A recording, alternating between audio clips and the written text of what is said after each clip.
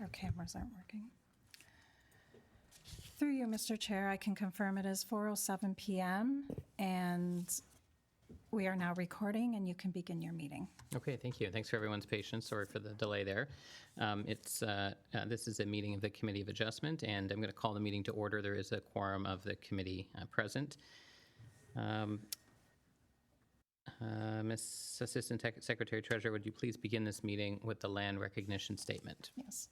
The town of Pelham is situated on treaty land steeped in the rich history of the First Nations, such as the Haudenosaunee, Haudenosaunee, and the Anishinaabe, including the Mississaugas of the Credit First Nation.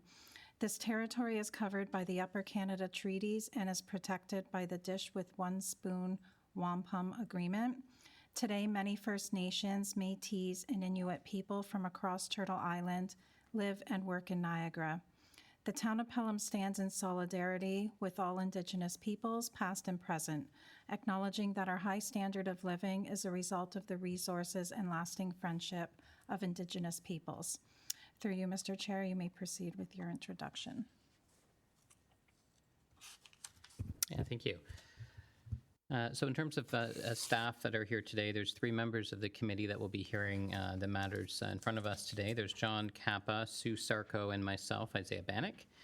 We have the Assistant Secretary Treasurer, Jody Conte, the Legislative Coordinator, Alex Lewis, Planning Manager, Shannon LaRocque, and Engineering Technician, Jim Ledesma. This is a hybrid hearing of the Committee of Adjustment for the town of Pelham. Everyone present will be given an opportunity to comment on the applications being heard. Agencies commenting on applications may request that certain conditions be imposed should an application be approved. Voicing objections to these conditions will not adversely affect the committee's decision.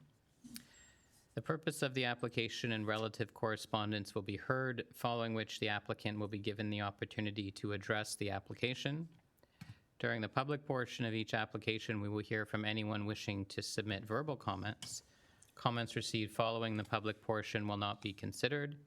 At the conclusion of the discussion, the committee will render a decision and advise of any applicable conditions. Specific wording for conditions may be determined by the committee following the hearing. Copies of decisions will be mailed to the applicant and agent and members of the public that have submitted comments. Notices of decision can also be obtained by request to the Assistant Secretary Treasurer. Committee members are asked to raise your hand if you would like to speak and vote. Applicants, agents, and attendees are advised they're free to leave the webinar or the room once a decision has been made on their application. Okay, let's move to item 4, approval of agenda. Is there a motion to approve today's agenda? Go ahead. I move. And I second it. Okay, thank you. Pecuniary interest. Does any member of this panel have a pecuniary interest in accordance with the Municipal Conflict of Interest Act in any of the applications to be considered at this hearing? No, I do not. I have none. And none for me either. Okay, Ms. Conti, any requests for withdrawal or adjournment? There have not been any requests for withdrawal or adjournment. All right, very good.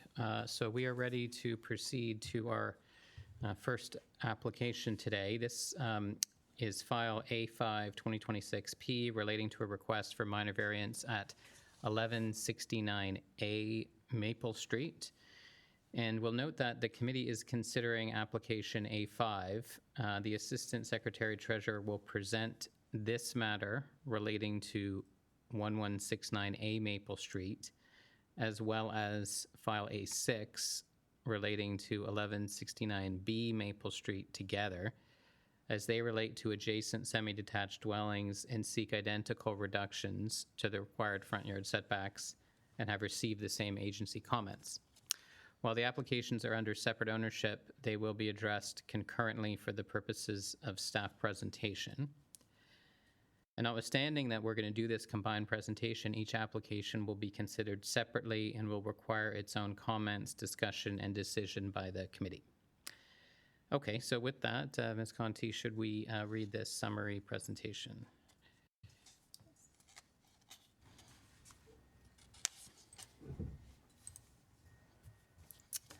Okay, for Committee of Adjustment hearing, the Town of Pelham. It won't work. It won't work, okay.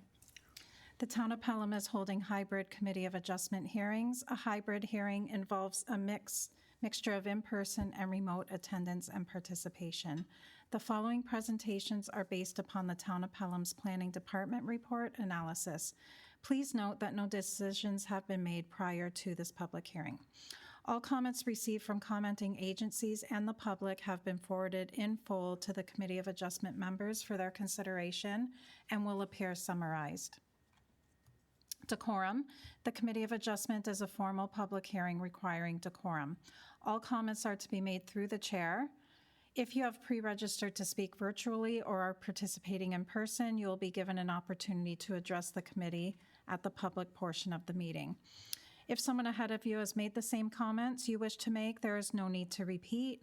Please keep all comments concise. Comments received during the public portion of the meeting, otherwise they will not be considered. Inappropriate comments are not tolerated. If decorum is lost, the meeting may be recessed and persons will be asked to leave.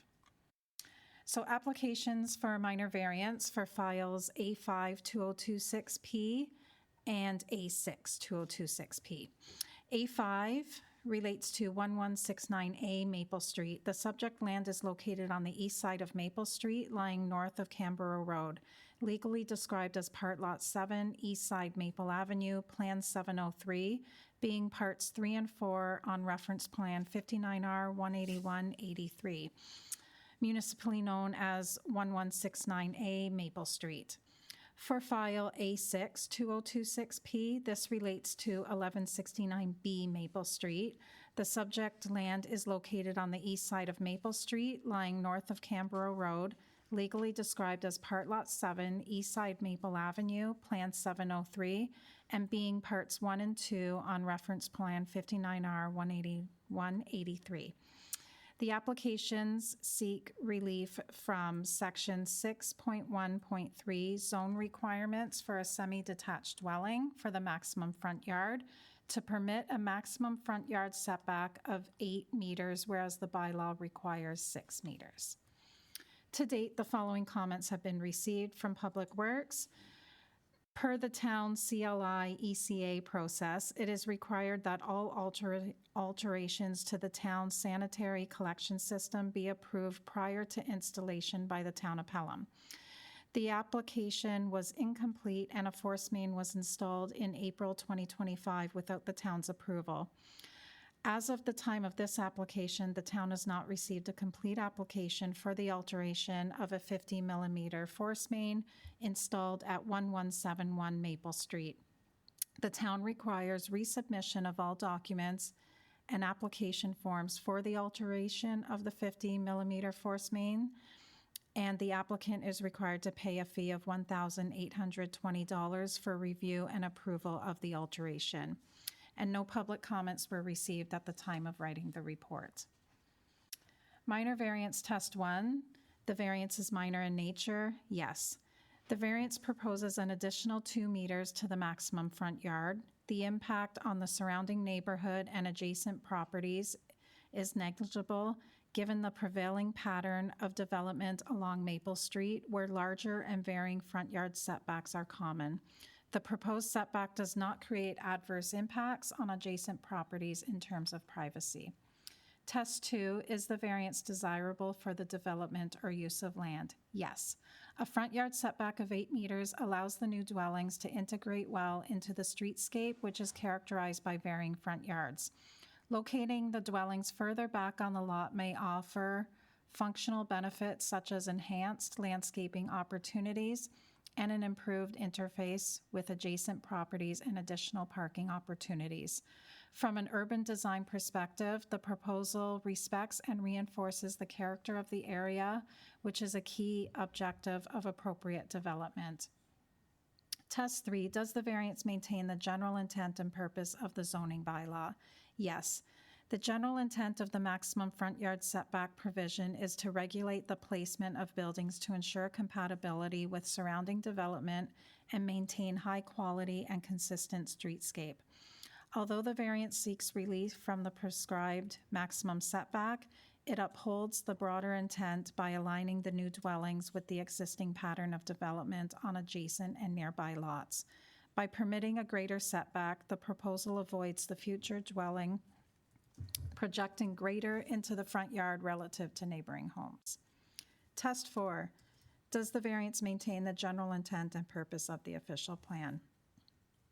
Yes. The subject property is designated urban living area in the official plan, which permits low-density residential uses, including semi-detached dwellings. Permitting the increased front yard setback facilitates a design that is contextually appropriate and contributes to a cohesive streetscape. Based on the analysis, staff is of the opinion the variances are minor in nature, conform to the general policies and intent of both the official plan and zoning bylaw, and are appropriate for the development and use of the land. Planning staff recommend that application number A5-2026P be approved subject to the following conditions, and that application number A6-2026P be approved subject to the following conditions. Obtain all necessary building permits prior to construction commencing to the satisfaction of the chief building official. And resubmit all required documents and application forms for the alteration of the 50-millimeter force main located at 1171 Maple Street, and pay a fee of $1,820 for review and approval to the satisfaction of the Director of Public Works. Through you, Mr. Chair, the applicant and his agent are both here, Lawrence Veerman and his agent, Jesse Veerman. Thank you. Yes, you're welcome to come forward. Just to speak again about process before we proceed. So what we'll do today is we're going to hear both items separately. So we're going to hear one and then move to the next one. And of course, invite you to speak, and anyone else in the room that would like to speak to this item will be invited to do so afterwards as well. So go ahead. Start with your name, kindly. Thank you. Okay, so I'm Jesse Veerman, and this is my dad, Lawrence. And just a little background on the project is my dad had the adjacent property, and we severed it about a year ago. And we're going to be building a semi-detached residence together to live in on the parcel that we severed. And about a year ago, we installed the force main, and I talked to Jim earlier this morning because I just don't agree with the comment that we did it without permission. Just because we did go through all the process, we had the pre-construction meeting with the city, and we hired a reputable contractor with Silverline, and I think just some of the communication that transpired was that we were just missing a bit of information. And I talked to Jim this morning, and he talked with Jason Marr, and we're going to get them that information. Because I haven't talked to our engineer since May of last year, so I didn't really know that this information was outstanding. I appreciate that comment. Perhaps we'll get some clarification from staff as well, but I wanted to invite the committee if there's any comments or questions before that, or if you have the same question as me, perhaps. Okay. Perhaps I'll ask Mr. Ledzma for your comment on the comment about the confusion around the force main and the condition relating to that, if you'd like to comment on staff's position. Thank you. Through you, Mr. Chair. Yes, we spoke earlier regarding the with this matter. Last year, this project it came through a committee as well for the severance of the project, and it went through a development agreement with the town and the owners. There were some communication or miscommunication between the engineer and I should say with the engineer, because the town had communicated a couple of times and tried to confirm and try to get that information from the engineer. However, we're not successful of obtaining that document that we require. So from our communication earlier with Jesse, I think once we get that information, then we can get that condition cleared. I see. So just as a matter of kind of confirmation here, what the condition relates to is a resubmission of documents and application forms. That's kind of part one. And then part two to it is paying a fee relating to that. So is it your, am I understanding correctly that it's your view that the first part of the condition should remain and the second part of the condition relating to the fee is not necessary anymore, or did I misunderstand what you're Yes, suggesting? that is correct. I got confirmation from our director that that can be waived with the applicant submitting those additional informations regarding the force main, Right, and we could clear it off. right, okay. Okay, Mr. Veerman, does that make sense to you, what my conversation was there? So in other words, there is a condition there relating to submitting the documents. I think that's still required, but what's being proposed, or what the committee would consider at least, is whether the fee part would be removed. Does that make sense to you? Yeah, that makes sense to us. I just wasn't aware there was anything outstanding until this morning when I got the comments. So now I'll get on the engineer to provide the information. Thank you. Now we can hear outside the room for the recording. Okay, maybe I'll pause and invite the committee again. Any questions on what I've, or comments on what I've asked? No, I had the same kind of questions in my head when I first came in today to read this, but now that we've kind of gone through it, I'm comfortable with it being resolved. Okay. Any other questions for the applicants? I don't think so. Okay. You're welcome to take a seat for now. Thank you. Anyone in the audience that would like to speak to this matter? Doesn't look like it. And I don't think there's anybody online either. Is there anyone online? No. Okay. Okay. Then should we close the public portion of the meeting?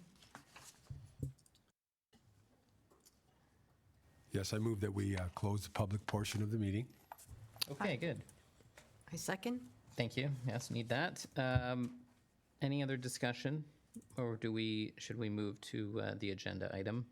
Any comments or questions? I'm happy to read out, if it's convenient, the amended motion, if that works. That would be Yes. great. Okay. So what I will do is I'm going to propose, just to preempt this, that we'll keep the condition, but I will read it in a way that will remove the fee component, but otherwise keep the balance of the condition. So I will move that application A5 2026P be approved, subject to the conditions in the staff report as amended, and specifically that condition 2 be revised to read that the applicant resubmit all required documents and application forms for the alteration of the 50 millimeter force main located at 1171 Maple Street to the satisfaction of the Director of Public Works. So with that, I'll read the balance of the motion as well. The reason, so the application is made for minor variance to permit a maximum front yard setback of 8 meters, whereas the bylaw requires 6 meters. We move to have this granted. The reasons being that the variance is minor in nature, as the increase to the maximum front yard is 2 meters. The impact on the neighborhood and adjacent properties is negligible, and the proposal will not affect privacy and is consistent with surrounding development. The intent and purpose of the zoning bylaw is met. The intent and purpose of the official plan is met. The proposal is desirable for the appropriate development of the land, as the 8-meter front yard setback is compatible with the varied streetscapes and provides functional benefits while maintaining the character of the area.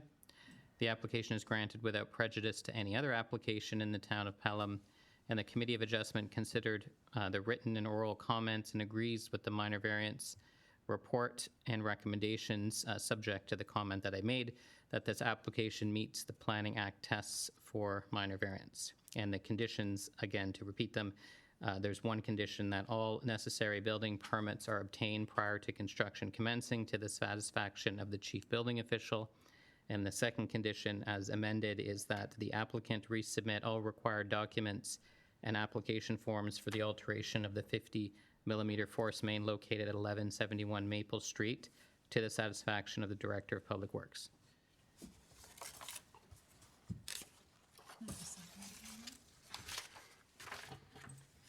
I need to, I'll go ahead and make a motion to vote on the amendment. Do we need to second? Do we need to second? We need a second? Oh, I will second it, sorry. We proceeded a bit unusually here. Okay. Yeah. So second, now we can do the motion, yes. You wanna go ahead? Go. All those in favor? Yes. Yes. Yes, Thank you. Okay, so then that closes the first part. So we voted on a little bit, it's a little bit convoluted, but just procedurally, that was the first, that was A. So now we're going to do B. We're welcome to proceed to to B. Mr. Vermeer, you're welcome to come back if there's any comments or any different comments on this site. If you'd like to make those, if that's unnecessary, it's fine not to do so as well. It doesn't look like you're gonna come up. I'll just confirm with Mr. Ledsma again that your comments apply to this. Your comments apply to this site as well, I presume. Through you, Mr. Chair, yes. Yes. It does apply as well. Okay, thank you. Anybody else in the room? I wouldn't expect so, but want to ask for to make sure I'm absolutely clear that there's no one else who wants to speak to this item. Doesn't look like that. Okay. Should we close the public portion of the meeting? I motion to close the public portion. I second. Okay, so that's closed. Any comments from the committee? Okay. Do you want to read? Should I read this motion as well for consistency? Sure. Okay, all right. Give me a moment. We'll go back through it.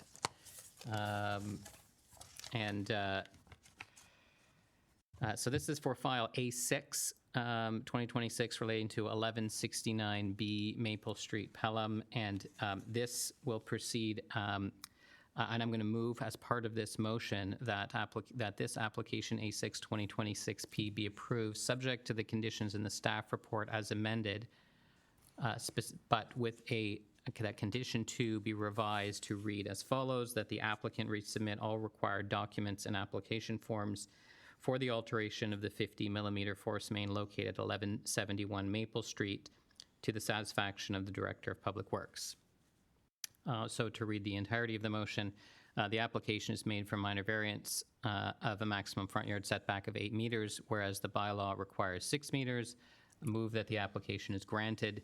Reasons being that the variance is minor in nature, as the increase to the maximum front yard is 2 meters, the impact on the neighborhood and adjacent properties is negligible, and the proposal will not affect privacy and is consistent with surrounding development. The purpose and intent of the zoning bylaw is met. The purpose and intent of the official plan is met. The proposal is desirable for the use of the land, as the 8-meter front yard setback is compatible with the varied streetscape and provides functional benefits while maintaining the character of the area. The application is granted without prejudice to any other application in the town of Pelham. The Committee of Adjustment considered the written and oral comments and agrees with the minor variance report analysis and recommendation that this application meets the Planning Act test for minor variance. Subject to the following 2 conditions: that all necessary building permits are obtained prior to construction commencing to the satisfaction of the chief building official, and that the applicant resubmit all required documents and application forms for the alteration of the 50-millimeter force main located at 1171 Maple Street to the satisfaction of the Director of Public Works. And is there a seconder for my motion? I second. Thank you. Okay, and we want a vote as well, I think. Yes for me? Yes. And yes for me as well. Okay, so that closes those 2 items. Those variances are approved on both sites, subject to the revised conditions as noted. And with that, we can move to the next item on the agenda, being the 198 Canberra Road, which is the consent B5 2026P.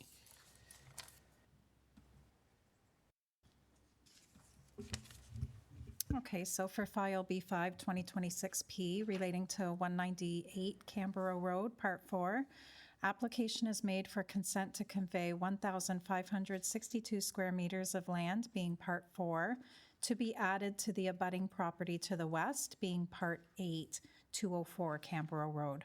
Part 1 is to be retained for continued residential use of the property. To date, the following comments have been received from Public Works, Building Department, Tax Department, and Bell Canada, no comments.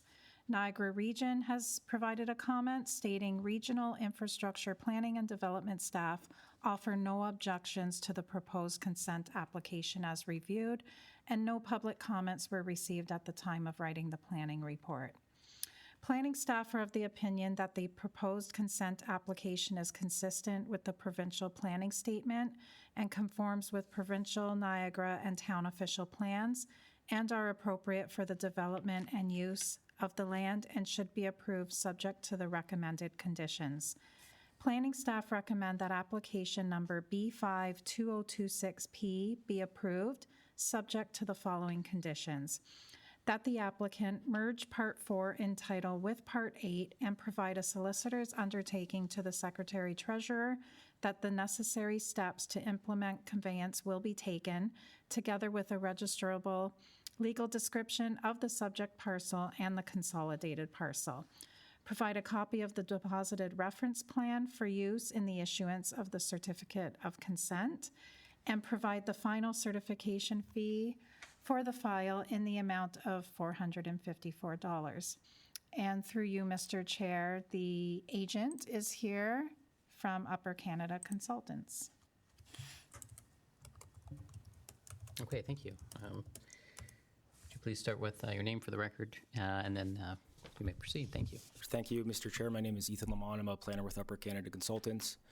So this is a bit of a unique situation. This was an application that was originally approved by this committee back in 2021, along with a few lot creation applications as well. And when we get the final certificate from the Secretary-Treasurer, we have 2 years under the Planning Act to effect that that transaction with the Land Registry Office. And unfortunately, we just, for whatever reason, ran out of time and the decision lapsed. And so we're here before you again to ask for the permission once again. I would also point out that the parts 1, 2, and 3, those 3 lots have been registered and created, so those aren't part of the application. And the road widenings as well have been dedicated. We just simply reused the previous severance sketch back from 2021. Apart from that, I'm supportive of staff's analysis and recommendation and don't have any concerns with the conditions, and I'll be happy to answer any questions. Yeah, thank you, Mr. Lamont. Any comments or questions? No, I think you're presenting the same pretty much situation that you did back when this first went through. So no questions for you specifically. Thank you. I have none. Nothing for me either. Yeah, thank you. Okay, anybody in the room that would like to speak to this matter, like to speak to the application? No, doesn't look like that. Okay. I presume nobody online either? No, no one registered for this. All right. Okay, well, if there's no, should we close the public meeting? I move the motion. And I second it. Okay, so that closes the public portion. Any comments? My only comment is, to the town, and I'm not sure specifically, has anything changed, or, there's been some time that has gone by. Are all the conditions still the same? I mean, obviously they're here again, but just to confirm that from the town. Through you, Mr. Chair, I can confirm that staff, it's a new application, and so staff has reviewed it in the context of all of the current policies and requirements that are in place. And so the report that you see before you and the recommendations in it reflect all the current standards. Great. Thank you very much. Yeah.